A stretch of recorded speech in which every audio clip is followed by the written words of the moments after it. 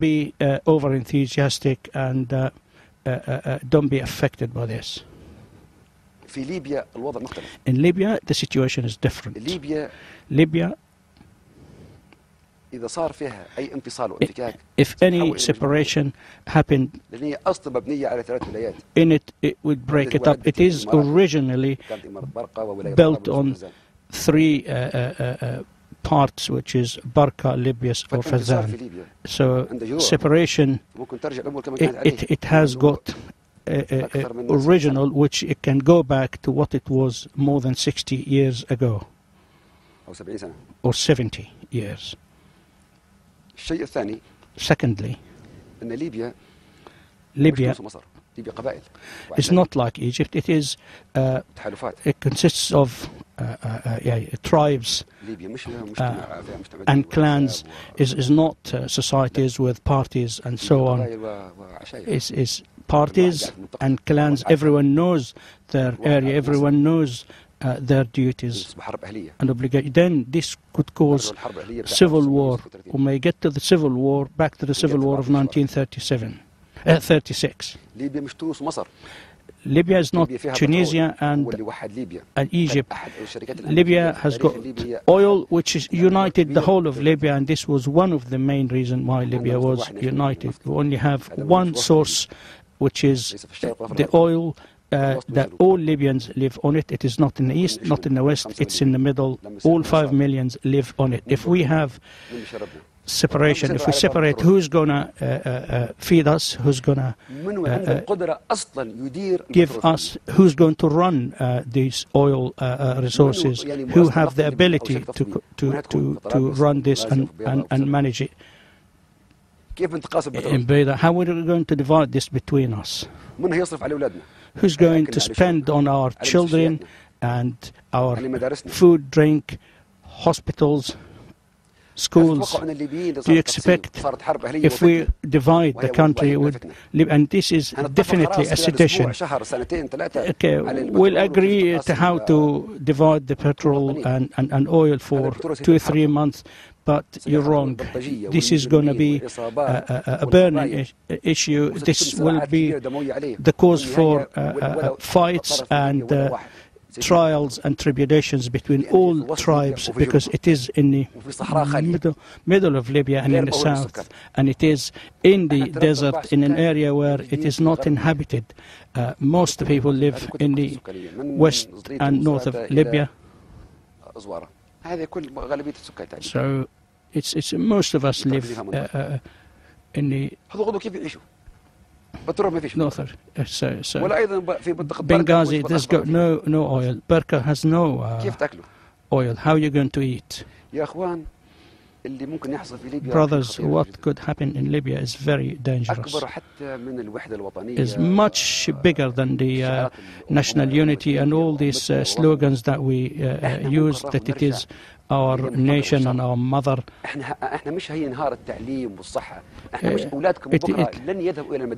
It is not about children will not go to school, will not go to universities.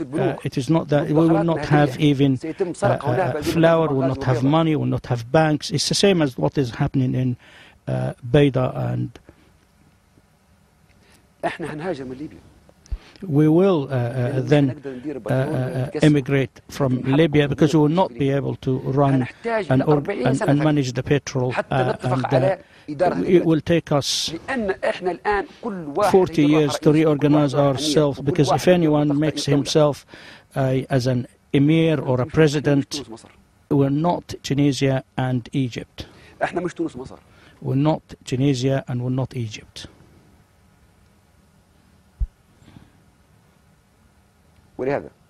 Therefore, we are now facing a huge test and difficult test, and I'll have to be honest with you. We are all armed. Even the thugs and those who are unemployed and got nothing, they've got now tanks and guns. At this moment in time, tanks are driven about with actually in Benghazi with civilians. In Baida, you have machine guns right in the middle of the city. Many of the ammunition depots have been stolen. We have arms. The army has of course arms, and this force that wanted to destroy Libya does have arms. So everyone is armed, and therefore we can have 40 years of civil war, and Libya will have no education, no health, no food, no future, and no food. In addition, now you have companies in Libya. There are 200 billion worth of projects. This will go astray. No one would come to Libya and do any business or investment in Libya. 55,000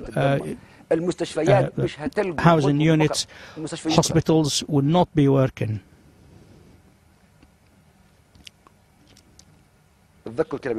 Remember what I'm saying very well. And therefore, today we are at a crossroads and before a historic decision to make. Either we agree today and we say we are Libyan, this is our country, we want to reform, and we want freedom, and we want the democracy, and we want to real reforms, and this is what we had originally agreed on. And now we demand as final decision that everyone gives up their now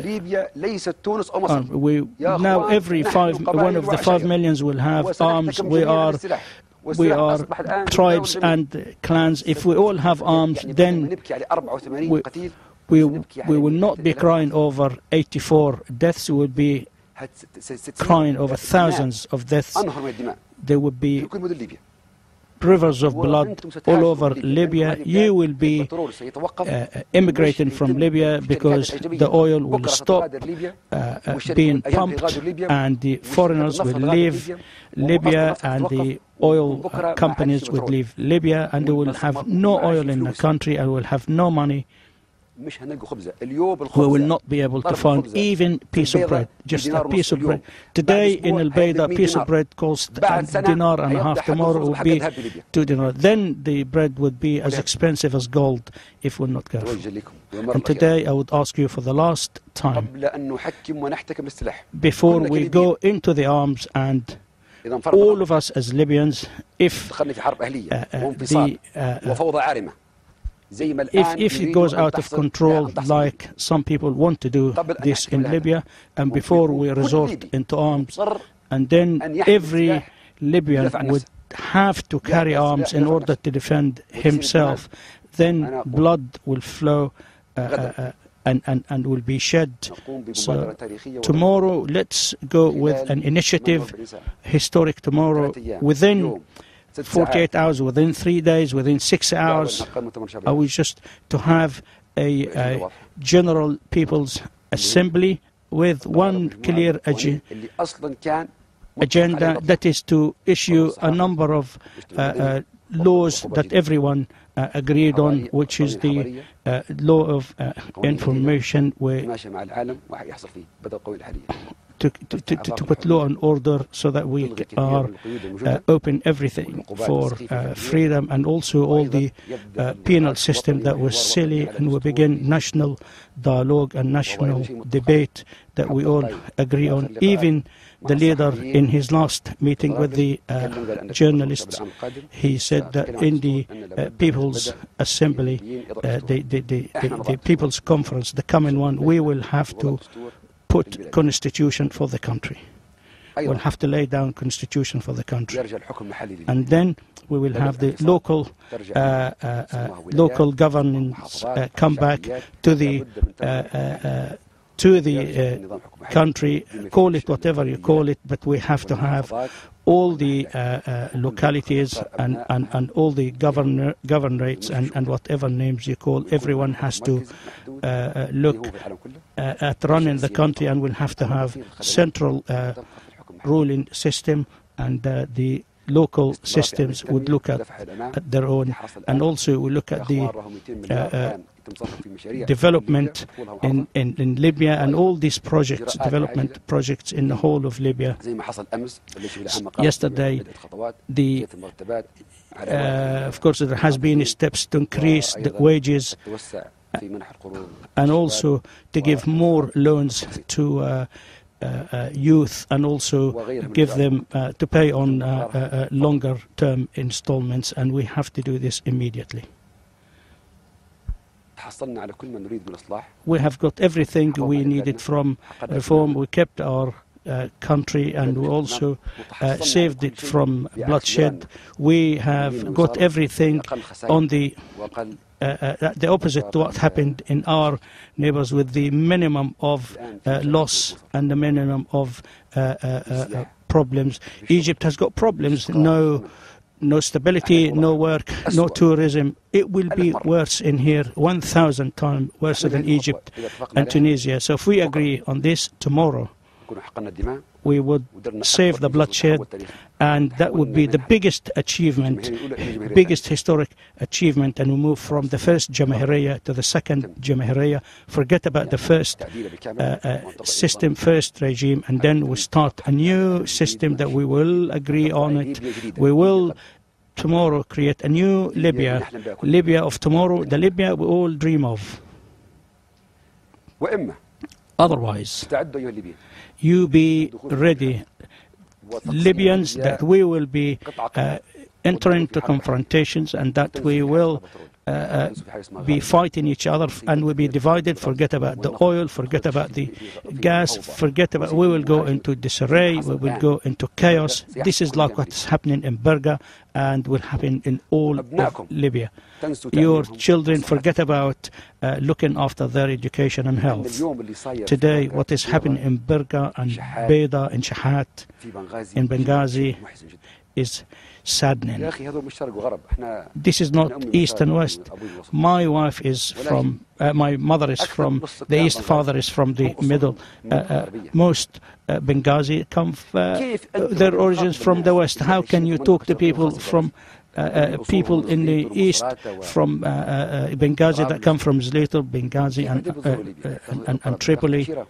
How are you going to travel throughout Libya? Are you really going to get into need a visa? So if someone living in Tripoli and one in Benghazi, would you need a visa? Yeah. So be prepared not to visit each other for 10 years. It would be like North and East Korea. The country will be divided. So you can only see your wife, children and mother through a divide, and that we don't want to live with this divide. We have been integrated for a number of years, people from East, West, and people from Bin Walid, Masrata, and everyone have been integrated with others. We are an integral country.